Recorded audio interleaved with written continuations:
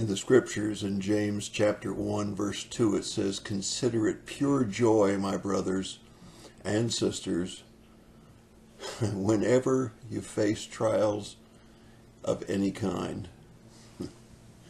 Consider it joy? I got to tell you, the reason you haven't seen a video is that we have had a lot of joy. We had to change phones because the phones that we had wouldn't work with Lois's new car.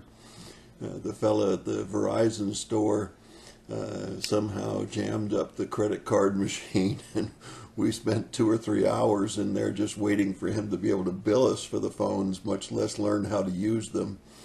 And then we had to come up to use the cabin for the spring break, and had to get the water turned on and everything reconnected, and sweep out the bugs that had come and died, because we do put down a good amount of materials around to be able to kill the bugs and so on. And now we've been trying to learn how to use smartphones. We've always been people that used flip phones, and now we found out the phones are a lot smarter than we are. We've finally got all of our contacts into the phones, and we've got our ringtones finally hooked up to our phones, but we're still trying to figure out how to put music on an Android phone. So if you know how to do that, just be sure to give me a call and tell me how to quickly be able to put 50 or 60 songs on our Android phones. So consider it joy. Well, as you think about the situations of life, those are really trivial, aren't they?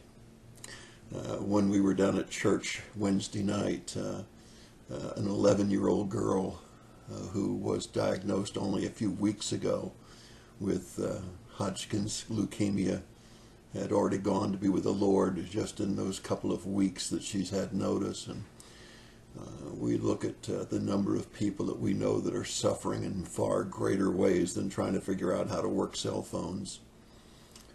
And just got done hanging up with one of my good friends whose wife is battling with cancer and going through all of the chemotherapies and the injections that are necessary and everything else. And you know, our problems just seem like they're so small as compared to what others are going through. As a matter of fact, one of the men in my Sunday school class in South Carolina in Five Forks Baptist, it says, whenever I start weighing all of the good blessings that I have versus the troubles that I have, he said, there's no comparison. God has blessed me so much more than my troubles. And so I think we can, if we put things in perspective, count it all joy when we go into those various trials and tribulations, knowing that not only will God be with us through them, others are suffering far more than we are, and God is going to certainly see us through, and if he doesn't see us through here on earth, he's going to see us to eternal life and perfect bodies, and so we can't lose as Christians. I hope you remember that. Also have some good friends that are going down on a mission trip to Honduras, so I hope you'll pray for the team of missionaries that are going down from South Carolina to Honduras to do work down there. And hope you'll continue to pray for the evangelistic work that we've started at Five Forks and the work that we're going to begin doing here at Landrum in the area of evangelism and education. So I hope that you'll be praying for us, and if you're going through trials and tribulations, weigh them against all of the blessings you've had in life, and I think you'll find that the scales are tipped very well on the blessing side. And that's my thought for the day. God bless you and have a great day.